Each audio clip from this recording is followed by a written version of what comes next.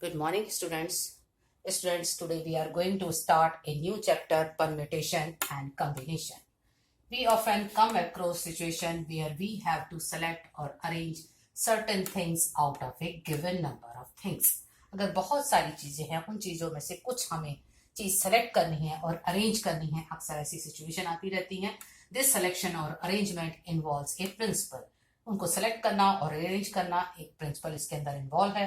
This principle play an important role in determining the number of different ways of arranging and selecting object without actually listening them and is known as fundamental principle of counting. Suppose in a classroom 3 seats are vacant. 3 seats are vacant and 3 students wants to sit there. So in first seat selection क्या है? First seat पे आप 3 में से कोई भी students बैठ सकता है. सेकंड सीट, फर्स्ट सीट पे क्या होगा? 3 के 3 वेज का मतलब आपकी जो 3 स्टूडेंट्स हैं वो 3 में से कोई भी एक इसके अंदर इस पे बैठ सकता है, या ये कह सकते हैं कि इस सीट को फिल करने के लिए 3 वेज हैं. एक स्टूडेंट ने ये सीट कवर कर ली. अब आपके पास इस सीट को कवर करने के लिए या इस सीट पे बैठने के लिए 2 स्टूडेंट रह गए. इसका मतलब इसको फिल करने के लिए 2 वेज रह गए. अब लास्ट सीट और लास्ट पर्सन या लास्ट स्टूडेंट, तो इसको फिल करने के लिए 1 वे. तो आंसर कितना आया? 3 into 2 into 1 is equal to 6 ways. हम ये काम बहुत पहले से करते आ रहे हैं, जैसे छोटे क्लासेस में गेम्स वगैरह भी करते थे. तो वही चीज यहाँ पे है कि अगर हमें चीज दे रखी है बहुत सारी और सीट्स हैं हमारे पास, या जैसे ड्रेसेस खरीदी, उन ड्रेसेस में हमें समझ नहीं आ रहा फर्स्ट पोजीशन पे किसको रखें, सेकंड पे, थर्ड पे. 3 मेरे पास ड्रेस है, 3 में से फर्स्ट को किस पे रखा जाए? तो फर्स्ट पे रखने के लिए तीनों में से कोई सी ड्रेस रखी जा सकती है. सेकंड पोजीशन पे एक ड्रेस हमने सपोज यहाँ पे रख दी. सेकंड पे हमने 2 ड्रेस बची, तो 2 वे से हो सकता है कि सेकंड पोजीशन लगे ये अच्छी लग रही है कि ये अच्छी लग रही है. और थर्ड नंबर पे हम किसी भी जो लास्ट में बची है हम उसको नंबर दे सकते हैं. तो टोटल आ गए 6 वेज.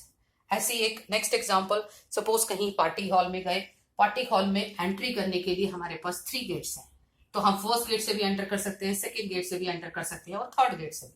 तो एंट्रिंग के लिए जो होंगी वो हमारे पास 3 वो हो गए. हमारे पास 3 चॉइसेस हो गई, E1, E2, E3. हम इस गेट से जाए कि इस गेट से एंट्री मारे कि इस गेट से एंट्री करें. और एग्जिट करने के लिए उसने कहा है आउट आने के लिए आपके पास 2 है. किसी पार्टी हॉल में एंटर करने के लिए 3 आपके पास है, लेकिन पार्टी हॉल से बाहर निकलने के लिए आपके पास आउट आने के लिए 2 कार्ड है, 2 गेट हैं. तो उसने पूछा है कि कितने तरीके से आप एंटर कर सकते हो और बाहर आ सकते हो. तो उसके लिए आपने सिंपल सी बात की, E1, E2, E3 हमारे पास जो एंटर करने के लिए है वो हमारे पास कितने हो गए?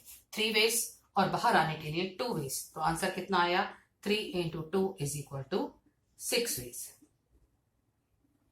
और भी कोई भी क्वेश्चंस, जैसे कि अगर ये कहा जाए कि आपके पास 5 हैं, 5 सब्जेक्ट्स हैं, 5 सब्जेक्ट्स हैं, आपने सिलेक्ट करने हैं 3 सब्जेक्ट्स. तो आप क्या करोगे? फर्स्ट पोजीशन पर रखने के लिए आपके पास 5 में से कोई भी एक सब्जेक्ट होगा. सेकेंड पोजीशन पे सिलेक्ट करने के लिए 4, और थर्ड पोजीशन पे सिलेक्ट करने के लिए 3 सब्जेक्ट हो गए. सपोज आपके पास, जैसे आपके पास है English, maths, physics, chemistry and optional. तो आप अपना जो मनपसंद, ये भी कह सकते हैं कि आपका जो चॉइस है या जो आपको फेवरेट है, वो फेवरेट की सेलेक्ट करने के लिए आपके पास 5 में से एक आ गया. कोई भी 5 में से आप एक सेलेक्ट कर सकते हो जो आपको लगता हो. उसके बाद एक आपका फर्स्ट नंबर पे आ गया. अब बचे आपके पास 4 सब्जेक्ट, इसलिए सेकंड पोजीशन पे सिलेक्ट करने के लिए 4 वेज, और अगर थर्ड पे कहा जाए तो 3 वेज. टोटल अगर काउंट किया जाए तो 60 वेज. अगर हमारे पास 5 सब्जेक्ट्स और कहा जाए कि फर्स्ट पोजीशन पे आप किसको रखोगे, तो आप 5 में से कोई भी एक रख सकते हो. एक सब्जेक्ट आपने यहाँ रख लिया सपोज, तो सेकंड पोजीशन पे आप क्या रखोगे? बचे हुए 4 में से. और थर्ड पोजीशन पे क्या रखोगे? बचे हुए 3 में से. तो आंसर आया 60. Now start exercise 7.1. 7.1 totally depend है आपकी सिंपल बिल्कुल छोटे छोटे क्वेश्चन में ऐसी अरेंजमेंट के ऊपर. फर्स्ट क्वेश्चन है कि आपने एक 3 डिजिट नंबर बनाना है. क्वेश्चन है how many 3 digit number can be form from the digit 1, 2, 3, 4, 5 and the number of digit is. हमने बनाना है 3 digit number. First question is 3 digit number. और डिजिट्स हमारे पास हैं, सारे डिजिट्स नहीं है 0 से लेके 9, डिजिट्स है हमारे पास 1 2 3 4 एंड 5।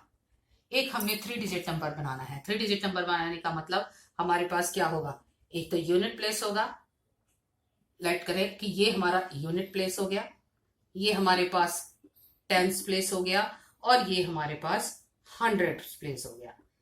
3 डिजिट है इसलिए ये चीज ली।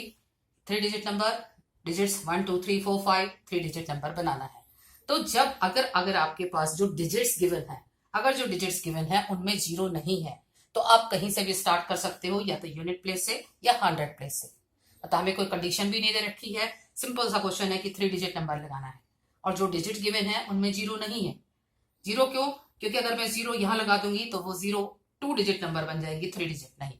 तो अगर 0 भी नहीं है और एक पर्टिकुलर कुछ नहीं कह रखा, उसने ये भी नहीं कहा कि डिजिट जो नंबर आना चाहिए वो इवन होना चाहिए या ऑड होना चाहिए या 2 से डिविजिबल होना चाहिए या 4 से डिविजिबल होना चाहिए, अगर कोई कंडीशन नहीं है और आपकी डिजिट में 0 भी नहीं है, तो आप या तो स्टार्ट 100 प्लेस से कर लोगे या यूनिट प्लेस से, कोई फर्क नहीं।